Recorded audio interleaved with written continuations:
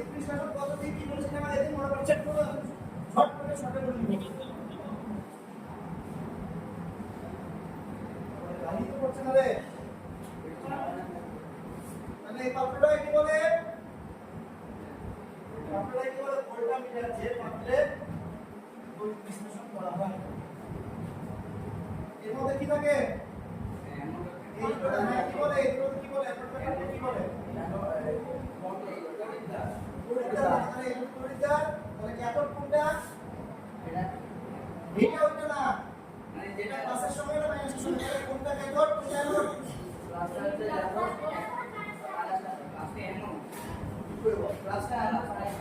প্লাসটা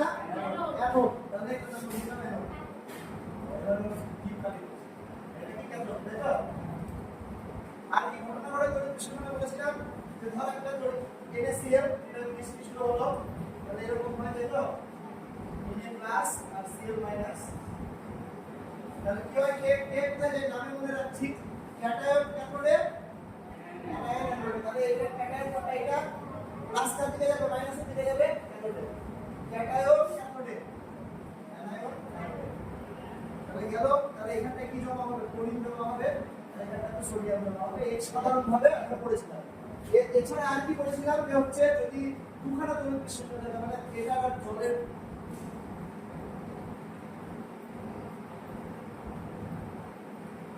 মানে এক বা একাধিক যদি অ্যানায়ন বা এক বা একাধিক ক্যাটায়ন উৎপন্ন হয় তাহলে কি হবে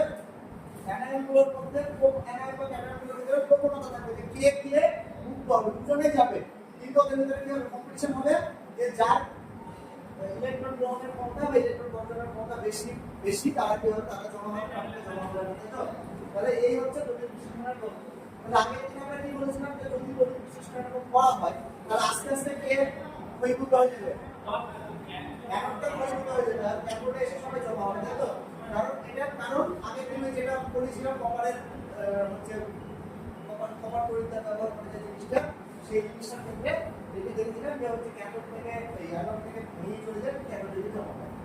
এইবার যেটা আজকে এই ধর্মটার উপরে বিশ্লেষণের এই ধর্মটার উপরে ভিত্তি করে পূর্ববর্তী তড়িৎ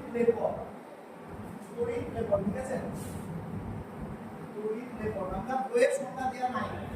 দেখ বইয়ে দেওয়া আছে আগের কোন একটা পাতার কথা লেখা আছে তাই না দেখ বই দেখ আগের কোন একটা পাতার কথা লেখা আছে এবার দিয়েছে হ্যাঁ তাহলে তড়িৎ লেপন আমরা এই চ্যাপ্টারে পড়ব যে কি বলছে যে তড়িৎ বিশ্লেষণ পদ্ধতিটা কি তড়িৎ বিশ্লেষণ পদ্ধতি দিয়ে একটা ধাতুর উপরে আরেকটা ধাতুর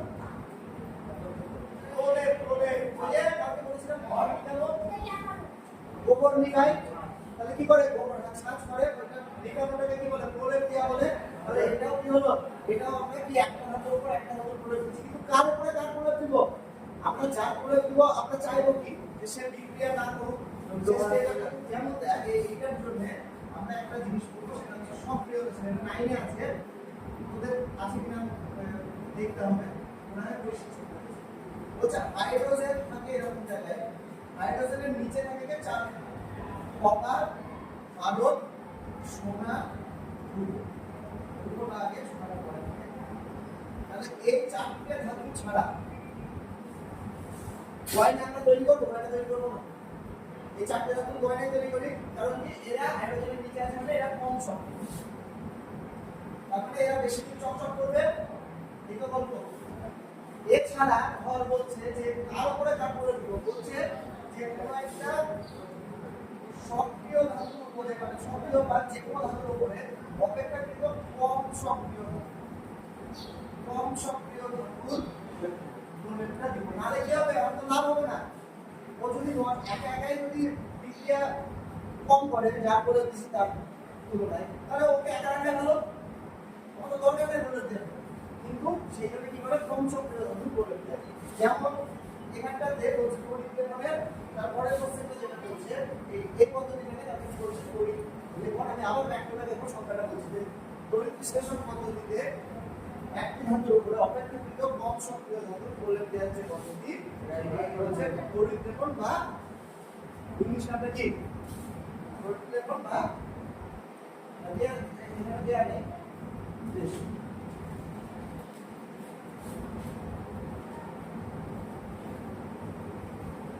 যখন দেয়া নেই কিন্তু ইংরেজি নামটা হচ্ছে যখন জিঙ্কের করে দিলে তখন সেটাকে আমরা স্পেশাল নাম দেবো গ্যালভানাইজেশন পরে পড়ছি না। এবার চলে হচ্ছে সেকেন্ড প্রসেস ডোনেটের সময় কি কি শর্ত মানা উচিত এই শর্তটা হচ্ছে ইম্পর্টেন্ট কি নিয়ে এখানে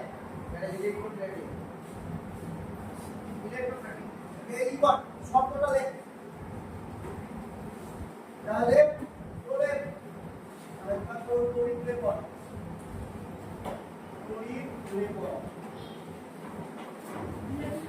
এখন ক্যাথোড আর তড়িৎ বিশ্লেষণীতে আগের ভাগটা হবে এর কথা না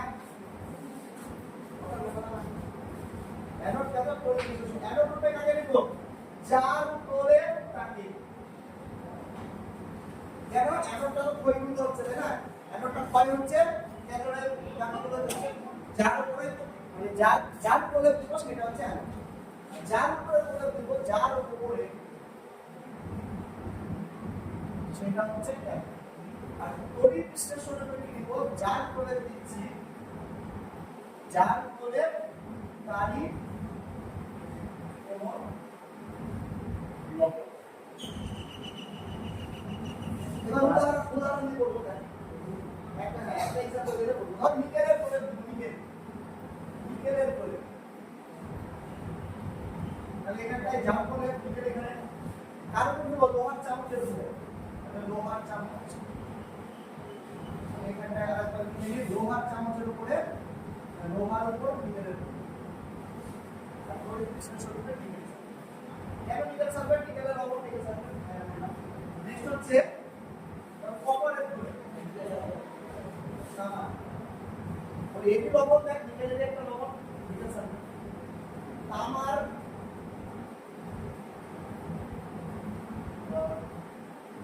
লোহার উপরে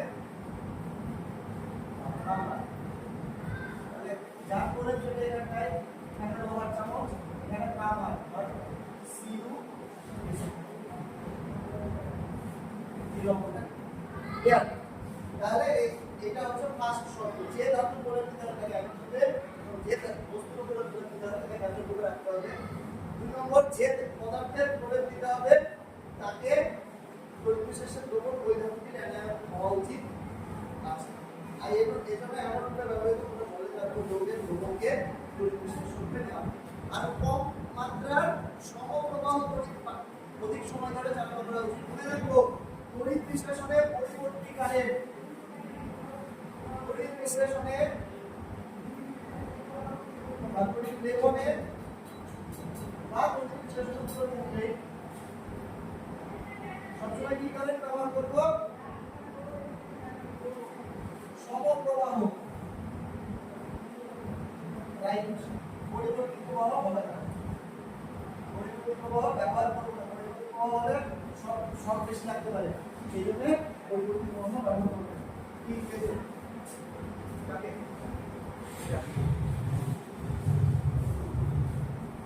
তাহলে এটা হচ্ছে পরিবর্তিত প্রবাহ নেক্সট নেক্সট হচ্ছে স্টেনলেস চাকা করে কোশ্চেনটা স্টেনলেস স্টিলের টুকরোর উপরে তামার করে পদ্ধতি করব না কি করব কোথায় কাকে রাখবো সেগুলো একটু আসবে তাহলে কার উপরে কার করে স্টেনলেস স্টিলের টুকরোর উপরে তামার করে তারপরে তামার করে এখানে স্টেনলেস স্টিল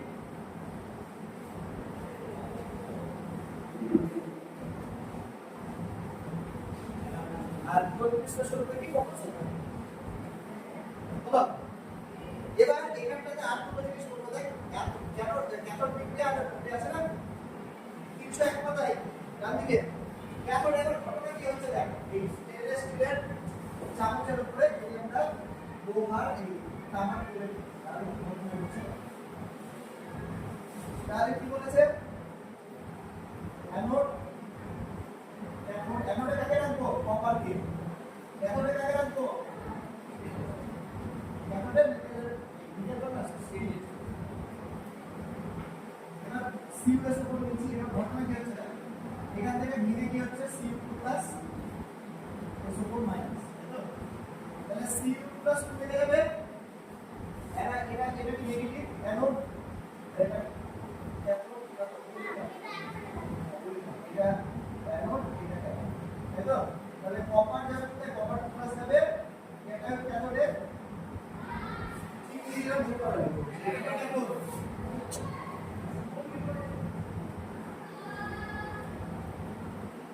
ঠিক আমরা এটা লিখছি বাবা কি করে বলতো না এটা হচ্ছে কি এর পরে তো ধরে এটা অ্যানোড আমি বানান করে লিখি এটা অ্যানোড এটা হচ্ছে ক্যাথোড তাহলে ক্যাটায়ন কেমন যাবে এই যাবে তাই তো তাহলে কি করবে ইলেকট্রনটা ক্যাথোড মানে নেগেটিভ ক্যাথোড মানে পজিটিভ এখানটা গিয়ে কি হবে ও ইলেকট্রন সংগ্রহ করবে যেটা ক্যাথোডের বিক্রিয়া ক্যাথোডে Cu2+ প্লাস দুটো ইলেকট্রন বেরিয়ে কপার তাহলে কপার ধাতুতে এসে কি হচ্ছে স্টিলের উপর উঠে ফেলছে আর অ্যানোডে বিক্রিয়া কি হবে অ্যানোডে আবার বলেছি কি হয় অ্যানোডে এফ কি হবে স্বাভাবিক এফ অ্যানোডে যাবে কিন্তু এই কপার হচ্ছে আবার একটি বড় শেয়ার না বলেছিলাম না এই কি করবে এর কোন ইলেকট্রনকে কে মানে এর তো হিসাব করে এই ইলেকট্রন ছেড়ে স্টেবল হবে না সেটা হতে দেবে না কপার কি করবে কোন ইলেকট্রন ছেড়ে দিয়ে ও আবার এখান থেকে কি হবে চলে যাবে তাহলে সেই জিনিসটাই বলে যে দেখা যাবে যে কপার থেকে ওখানে ইলেকট্রন বাদ যাচ্ছে এর তৈরি হচ্ছে কি কপার প্লাস এই কপার প্লাসটা কোথায় আসছে ক্যাথোডে আসছে তাহলে অ্যানোড হচ্ছে ক্যাথোডে এসে জমা হচ্ছে তাহলে দুটো ইলেকট্রন কি হচ্ছে তাই না এরপরে দেখ চলে আসবো গ্যালভানাইজেশন মানে গ্যালভানাইজ লোহা কাকে বলে যদি জিঙ্কের পরিমাণ কি এটা বলি না এটা বলে দেন সব সময়টা বলতে হবে এটা বললে না হ্যাঁ এটা গ্যালভানাইজ যেটা বললে না একটা করে দেয়া এটা সেম জিনিস উপযোগের উদাহরণ এরকম না তাও বলে দিচ্ছে এটা কপারে বলে দিচ্ছে স্টেনলেস স্টিলের উপরে স্টেনলেস স্টিলের ক্যাথোডে রেখেছে কপার ক্যাথোডে রেখেছে তখন বিক্রিয়া ক্যাথোডে Cu+ যাচ্ছে জমা হচ্ছে আর এখান থেকে এসোপোর যাচ্ছে এটা কি হচ্ছে থাকতে পারছে না সেই এসোপোর ইলেকট্রন ছাড়ার আগে কপার চলে আসছে এই হচ্ছে কত তারপরে গ্যালভানাইজেশন হওয়া যদি জিঙ্কের প্রয়োগ করি আমরা মানে অ্যানোড উপরে যদি জিঙ্কে রাখি অ্যানোডটা কাকে রাখবো তাহলে সেটা এখানে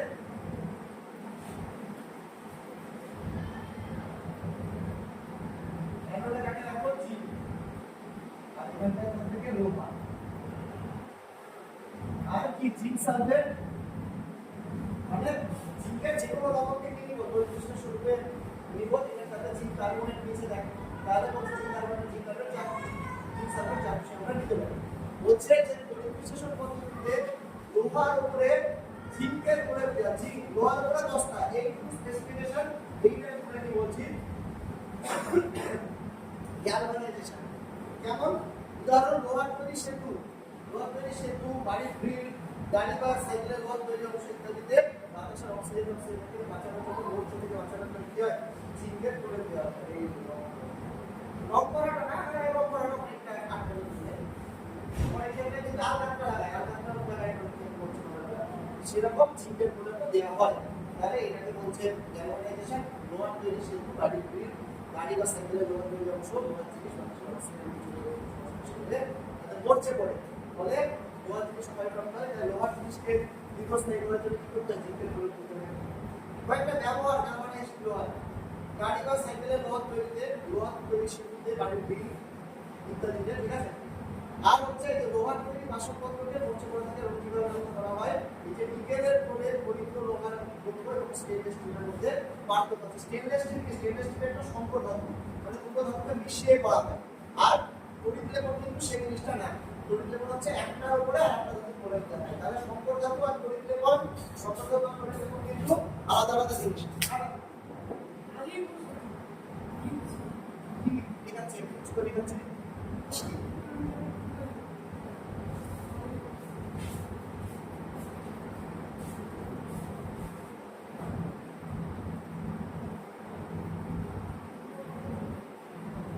তাহলে দুটোর মধ্যে পার্থক্য আছে একটা হচ্ছে একটার উপর একটা বলে আর একটা হচ্ছে দুটোকে মিষ্টি তৈরি করে তাহলে এই দুটোর পার্থক্য করে গেলাম নিকেল প্লেটিং যদি দিয়ে যায় কি করবো নিকেলের প্লেট বসাবো মানে নিকেলের দ্বারা এই যে নিকেলের যে প্লেট দেখছি নিকেলের দ্বারা কি হচ্ছে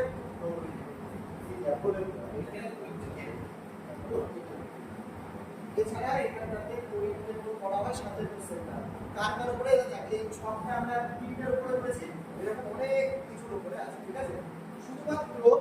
বলবো হচ্ছে সোনারটা দেখ, রূপক তৈরি ময়নার উপরে সোনার জল করে মনে পড়ছে, তাহলে সেটার ক্ষেত্রে তড়িৎ বিশ্লেষণের নাম একটুখানি ছোট আছে, এটা করবো। 4 নম্বরটা রূপক তৈরি ময়না সোনার পরে তাহলে পটাশিয়াম অরোসায়ানাইড, পটাশিয়াম অরোসায়ানাইডের দ্রবণ তড়িৎ বিশ্লেষণ। তারটি পরেরটা বলছে দেখ সিলভার মানে রূপর বলে রূপর জল করা বলছে পটাশিয়াম আর্জেন্টোসায়ানাইড, ঠিক আছে। তাহলে 4 আর 5 দাগ কেটে ওরবি সবকটা এখানটাতে কোনটার উপরে কি শুধু মনে রাখবো, এটাই আমরা মাথার মধ্যে বারবার ঢুকিয়ে যে যার উপরে বলে সেটা ক্যাথোডে, যার বলে সেটা হচ্ছে অ্যানোডে, আর তড়িৎ বিশ্লেষণ রূপে কি অ্যানোডে যে আছে যার বলে দিব তারই উপরে একটা রূপ। ব্যাস এই হচ্ছে তড়িৎ বিজ্ঞানের চলে গেল কমপ্লিট। এছাড়া এখানটাতে পাঠ্যক্রম আছে, পাঠ্যক্রমগুলো বলতে হবে। যেমন জুলাই 204 পেজে 3 নম্বর পাঠ্যক্রম তীব্র তড়িৎ বিশ্লেষণ আর মৃদু তড়িৎ বিশ্লেষণ, এই পাঠ্যক্রমটা আমরা করব। আর হচ্ছে এখানটাতে করে দিচ্ছি আর পড়া দরকার নেই, যদি ধাতু ও পরিবাহী তড়িৎ বিশ্লেষণ করিস অলরেডি পড়ানো হয়ে গেছে, এটা পড়লে করব। কিন্তু আর তীব্রটা করে দিই, তীব্র তড়িৎ বিশ্লেষণ দিতে দেখ 1 নম্বর হচ্ছে জলীয় দ্রবণের সম্পূর্ণ আয়নিত হয়ে যায়, সেই জন্য বেশি বেশি আয়ন জলীয় দ্রবণ। আর এই একটা তীব্র তড়িৎ বিশ্লেষণ হচ্ছে HCl, তাহলে A কি হচ্ছে H+ আর Cl- এটা তৈরি করছে, এটা প্রচুর পরিমাণে তৈরি করছে, এই যে H+ আয়নটা প্রচুর পরিমাণে তৈরি করছে, সেই জন্য এরা হচ্ছে তীব্র তড়িৎ বিশ্লেষণ। কিন্তু এটা যদি অ্যাসিটিক অ্যাসিডের ক্ষেত্রে দেখা যায় না, এটার মধ্যে তৈরি হচ্ছে CH3COO মাইনাস প্লাস H+, এটা কিন্তু কম পরিমাণে তৈরি হয়, ঠিক আছে। সেই জন্য কি হচ্ছে এটা কম পরিমাণে তৈরি হওয়ার দরুন আমরা এটা বুঝতে পারছি যে এটা হচ্ছে কিন্তু আয়নের সংখ্যা কোন আয়নের সংখ্যা বেশি, আয়নের সংখ্যা কম। পরিবাহিতা তীব্র তড়িৎ বিশ্লেষণ করতে তাড়াতাড়ি প্রবাহিত করে, মানে তাড়াতাড়ি খুব বেশি পরিবাহিত করে, পরিবাহিত বেশি এবং তড়িৎ বিশ্লেষণ করতে না। উদাহরণ H+ পর এটা Cl NaOH ইত্যাদি, আর দিকে কি হবে CH3COOH NH4OH,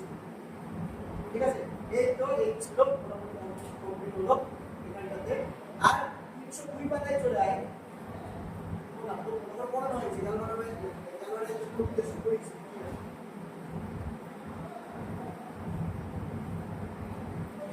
আর এখানে পড়ার মতো 303 পাতার নিচেরটা, এটা 303 পাতার একেবারে নিচের কোশ্চেন, রোজকার উপর কয়টাতে সোনা জল করা হয়, তাহলে সোনা কি গুলে জলে গুলে দিয়ে দেওয়া হয় না, ওই তড়িৎ বিজ্ঞান পদ্ধতিতে দেওয়া হয়। মানে সোনাকে রাখতে হয় অ্যানোডে সোনা, ক্যাথোডে যে যার উপরে বসে এবং তড়িৎ বিশ্লেষণ করবে কি বলবো ওই যে পটাশিয়াম অরোসায়ানাইডের গ্রুপ। ব্যাস কমপ্লিট তড়িৎ বিশ্লেষণ তড়িৎ বিজ্ঞান কমপ্লিট।